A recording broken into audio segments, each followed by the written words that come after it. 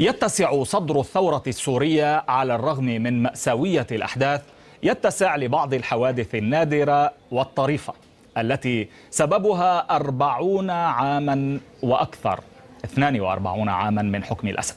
ضابط منشق يشرح أسباب الانفصال والانضمام إلى الجيش السوري الحر، يعدد جرائم النظام ويشهر الطلاق مع الماضي، لكنه في النهاية يقسم الولاء لسوريا الأسد.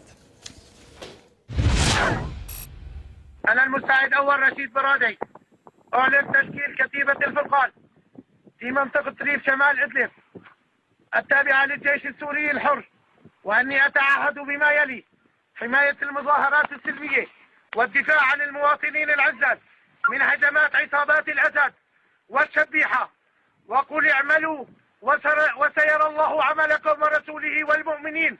عاشت سوريا الأسد،